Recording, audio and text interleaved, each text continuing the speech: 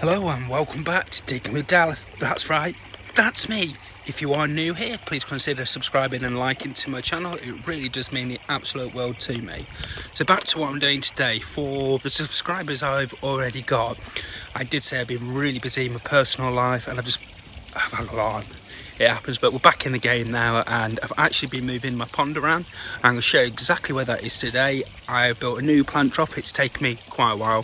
For those of you who don't know, I do suffer with spinal cord compression, so that's why I build a lot of my plant pots nice and high, because I do struggle some days with bending over. So yeah, I build them up nice and high, take my time on them, and it makes life easier for me in the long run. So I'll show you what I've actually been doing, and what we're going to do today is a load of bulb planting. I'll show you my methods for doing it and why I'm going to do it like I am. But first of all, let's show you what we've been doing. So here we go. My new plant pot. Like I say, it's quite big. As you can see, the width of it is actually just a bit longer than a standard rake. So yeah, we're quite wide there. And then we come down to my pond here. I've already planted some nasturtiums just around the pond, just so they'll bush up. They'll hide this bit here a little bit and it'll all blend in nicely. I put some ornamental grasses in.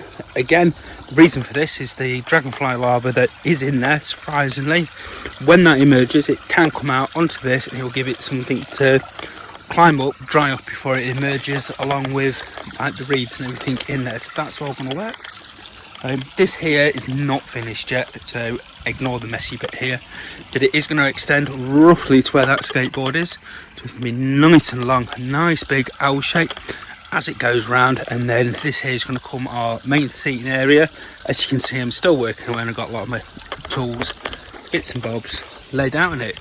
So let's dive right in now and we'll go and do some bulb planting. I'll show you why I'm doing it and how. Let's go to that right now. So here we are, I've only just moved briefly and I'll show you the selection of bulbs that we've got. I'm not going to reel them all off, but we'll reel some of them off because you all can read. That's why I don't reel them off. Get my words out. So here we go. So I've got 2 packs of Alliums. I think they look stunning, they really do. I've got my Dutch irises. Again, there's 50 in there, so that's going to be like a mixture in there. I've got some nice woodland plants. I've got the old daffodils, you can't go wrong with them, some tulips. But these are going to be one of my favourite in here, is the snakehead fritillary. I love them, I think they look fantastic, and I'm going to show you exactly how I'm going to go about planting these. I've got my Brodiaea ready and we'll go through everything and why I'm putting them in, where I'm putting them in, because there's a lot to put in. So let's dive in and do it now. So the first ones that I'm planting is going to be the snakehead fritillary. There is only what we've got, 6 bulbs there. There's not a lot. I am going to plant these quite close to the edge and I'm going to put them somewhere around here. The reason for that is that when I come to photograph them, I've got a nice clear backdrop. I'm going to have the greenery of the hedge behind me, so I can macro lens on it, straight onto it, and it will be nice, clear, bang. I'll get a really nice picture there. So I am actually going to stick these just in a clump together, so they'll all grow together, so I can use like 3 and get some really nice pictures of them when they start to show. So I'm going to plant them in now. I've got my Brodiaea here. They want to go down about 3 inches. So I'll make my hole there. And then I'm just going to drop them down, making sure you go the correct way. You've got a little root there on the bottom, open bit on the top. So root down at the bottom. That way, straight down the hole. Then lightly push your soil back over it. So that's one in. So I'm going to put these in, and then the other ones I'm going to show you what I'm going to do with them. So let's go for that right now. So the next one I'm going to go for is the Alliums. Again, that's what we're going for next. These here, they are going to grow up to like 60 to 90 centimetres high, so they're going to have a bit of height on them. So what I want is them all like here in the middle, so therefore you're going to get a nice bunch of Alliums, nice and high, that nice fluffy bulb head that comes up on the top. And these here, they don't want to go down as deep. These here only want to go down about 2 inches. So again, I've got my Brodiaea, I've got my 2-inch mark. So I'm just going straight down on it. Make sure it's correct, give that a bit of a wobble, Again, you've got your bulb, making sure you've got your root end just here, and now making sure that drops down that way, you're 2 inches down, lightly cover. So your alliums are going to be in a nice line here, from left to right, coming out. I'll move the camera back a bit, you can see that a bit better. So I've put that one in just here. So now what I'm going to do is I'm going to draw a line just with my finger as we come through.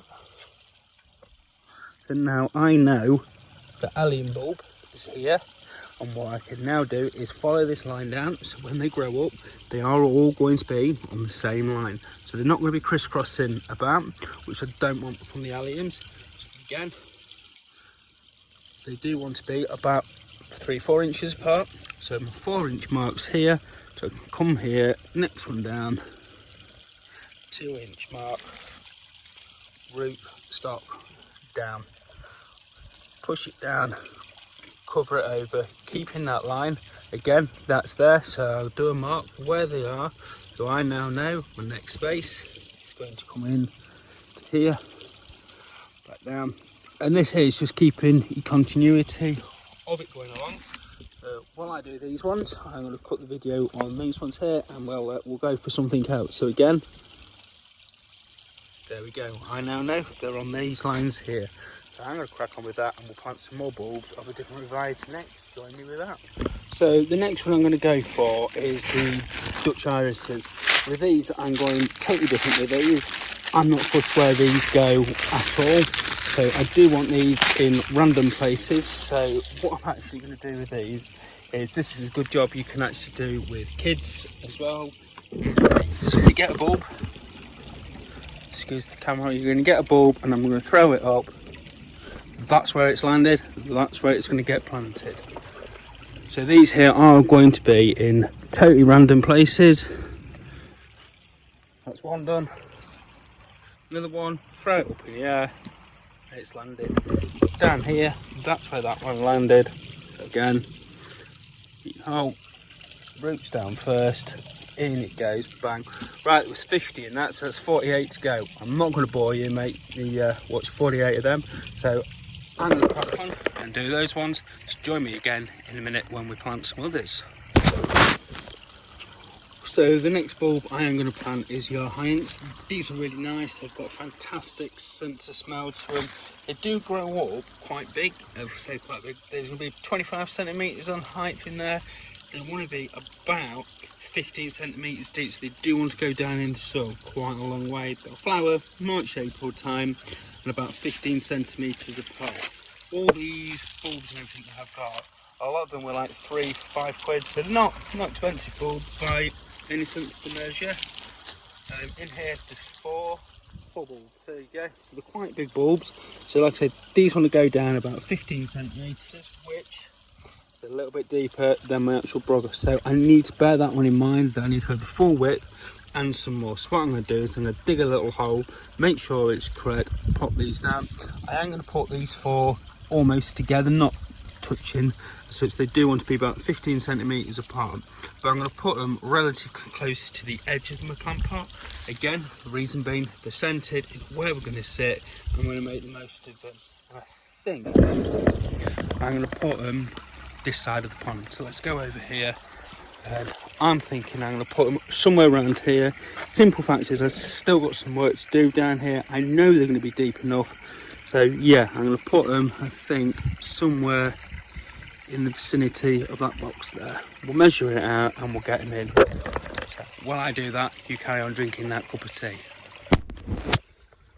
So with the bag of daffodils that I've got just down there, what I'm actually going to do is I'm going to plant them around the bottom of the plant pot, on the outside of it, straight down there, around the bottom. So therefore, in the spring, when that all comes up, you're going to get the, hopefully, the idea is, you're going to get the wow factor from the plant pot itself, with the pond and everything all trickling away, but you're also going to get the wow factor at the bottom as well, with all the daffodils coming up.